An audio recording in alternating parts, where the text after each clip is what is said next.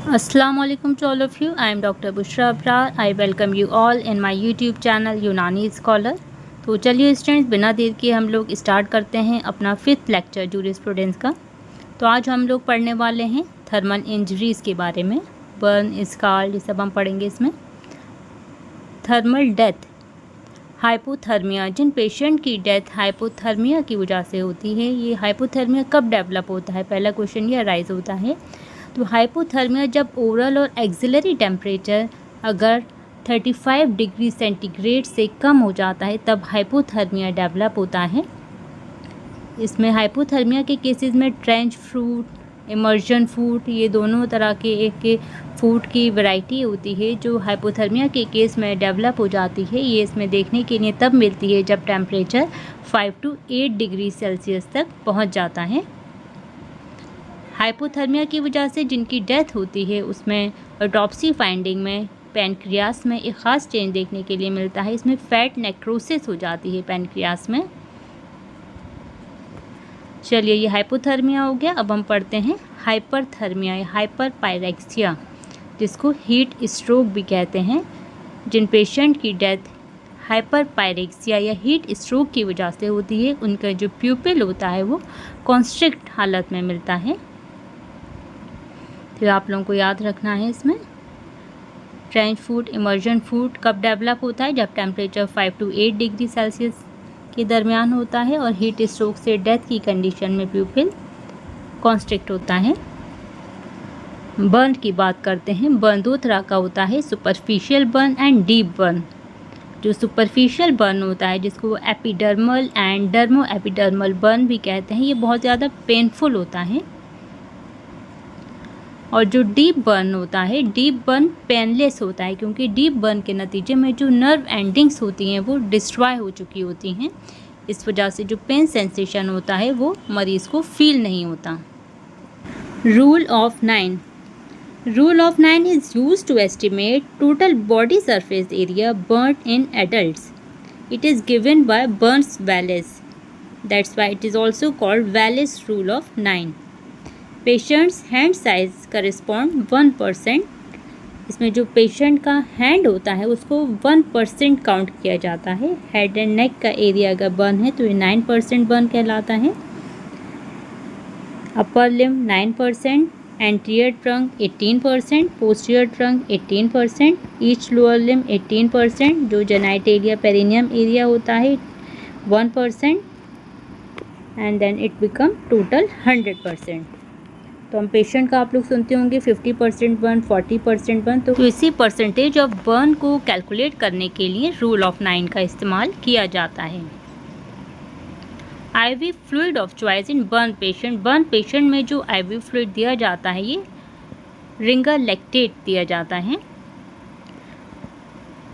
जिन patient की burn से death होती है उन पेशेंट के ड्यूडेनम में ऑटोप्सी में ख़ास तरह का अल्सर देखने के लिए मिलता है जिसको कर्लिंग अल्सर कहा जाता है। ये आप लोगों को याद रखना है।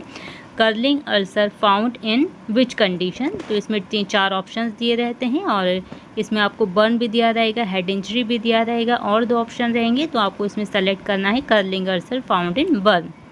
इसी के साथ हम दूसरा अल्सर जो इसके कॉम्बिनेशन में अक्सर क्वेश्चन में मिल जाता है, Cushing ulcer. Cushing ulcer found in head injury. ये आप लोगों को एक जगह इसीलिए मैंने यहाँ लिखा है ताकि आप लोगों को दोनों याद रहे, Cushing ulcer found in head injury and curling ulcer found in burn. Burn के केसेस में जिन लोगों की बर्न से डेथ होती है उन लोगों में ख़ास तरह की बॉडी एक पोजीशन में देखने के लिए मिलती है जिसको पुगिलिस्टिक एटीट्यूड, बॉक्सिंग या फेंसिंग और डिफेंस एटीट्यूड कहा जाता है। क्योंकि वो जिस पोजीशन में, क्योंकि प्रोटीन कोगुलेट हो जाती है, एक अकड़ जाती है बॉडी के जो हैंड्स होते हैं, तो ऐसा लगता है जैसे बॉक्सिंग वाली जो पोजीशन होती है, फेंसिंग या डिफेंस एटीट्यूड जो होता है, उस पोजीशन में पेशेंट की बॉडी हो जाती है। तो इसलिए आप लोगों को ये याद रखना है, पुगिलिस्टिक एटीट्यूड, बॉक्सिंग एटीट्यूड, फेंसिंग और डिफेंस एटीट्यूड ये सब बर्न में मिलते हैं। Presence of carbon particle in terminal bronchioles. अगर टर्मिनल ब्रोंक्यूल्स में कार्बन पार्टिकल मिल रहे हैं किसी बॉडी के तो ये एब्सोल्यूट प्रूफ है ऑफ लाइफ ड्यूरिंग फायर, यानी कि जो पेशेंट जिस टाइम आग लगी थी तो वो पेशेंट ज़िंदा था, वो मरीज़ वो पर्सन ज़िंदा था उस टाइम पर, यानी कि उसकी बर्न की वजह से ही डेथ हुई है, उसने सांस लिया है, तभी जो कार्बन पार्टिकल्स हैं वो इनहेल होके उसके लंग्स के टर्मिनल ब्रोंक्यूल्स तक पहुँचे हैं। तो ये जो इस तरह की फाइंडिंग्स होती हैं हमें बताती हैं कि जो ये केस हुआ है ये सुसाइडल है, यानी ये एंटी मॉर्टम है, या पोस्टमार्टम, यानी डेथ के बाद किसी को जला दिया गया है, ये शो करने के लिए कि बर्न की वजह से जलने से डेथ हुई या फिर उसकी मौत जलने से ही हुई है। इन दोनों को डिफ्रेंशिएट करने के लिए भी ये एक पॉइंट होता है। तो आप लोगों को ये याद रखना है। एब्सोल्यूट प्रूफ क्या है इसका, तो ये है carbon particle in terminal bronchioles. Next आ जाता है स्काल्ड। स्काल्ड क्या है? स्काल्ड भी एक तरह का बर्न होता है जो कि लिक्विड की वजह से या फिर स्टीम की वजह से बर्न होता है। ये लिक्विड बर्न होता है जिसका टेम्परेचर अबव 60 डिग्री सेल्सियस होना चाहिए। Joule burn also called electric burn और endogenous burn. Joule burn is a localized burn produced at the point where electric current enters or leaves the body. It is seen in electrocution. जब किसी की current लगता है तो जिस point पे current लगा है वहाँ का जो एरिया होता है वो बर्न हो जाता है।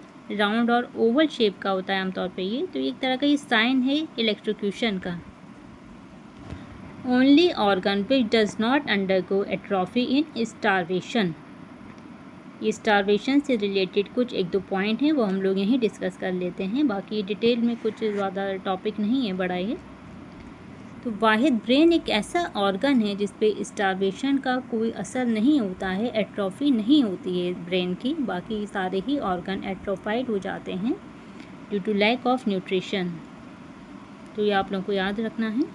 फैटल पीरियड इन स्टारवेशन में फैटल पीरियड इम्पॉर्टेंट है। अगर फूड एंड वाटर दोनों बोथ रिस्ट्रिक्टेड है, अगर जो पर्सन है फूड और वाटर दोनों चीज़ों का इंटेक उसने रोक दिया है तो उसकी डेथ 10 से 12 दिन में हो जाएगी।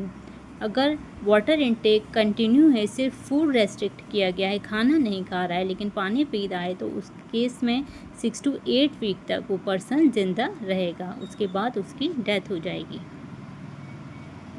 डेथ क्यों हो जाती है? Severe mall nutrition and electrolyte imbalance, जो उस पेशेंट के उस पर्सन के जो ऑर्गन्स होते हैं वो फेल्योर होने लगता है माल न्यूट्रिशन और इलेक्ट्रोलाइट इम्बैलेंस की वजह से, इसके नतीजे में ही उस पर्सन की स्टारवेशन से डेथ हो जाती है।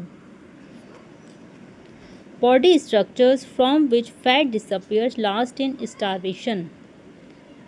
2 ऑर्गन ऐसे हैं जिनमें सबसे लास्ट में जो फैट होता है डिसअपियर होता है स्टारवेशन के केस में, तो फीमेल्स में ब्रेस्ट और ऑर्बिट्स, ये दोनों ऐसे ऑर्गन हैं। Most important autopsy finding in starvation. Starvation से किसी की अगर डेथ हो जाती है तो उसमें जो पोस्टमार्टम एग्जामिनेशन होता है, एटॉप्सी होती है, तो एटॉप्सी में ख़ास फीचर देखने के लिए मिलता है। तो उसका जो गॉल ब्लैडर होता है उस पर्सन का वो डिस्टेंटेड होता है, बाइल उसमें भरा होता है, जिसकी वजह से वो एकदम डिस्टेंटेड फॉर्म में मिलता है। तो चलिए स्टूडेंट्स, मिलते हैं नेक्स्ट लेक्चर में। आप लोग वीडियो को लाइक शेयर कीजिए, चैनल को सब्सक्राइब कीजिए। अगर नोट्स आप लोगों को चाहिए तो हमसे कांटेक्ट कीजिए। ओके, अल्लाह हाफिज़।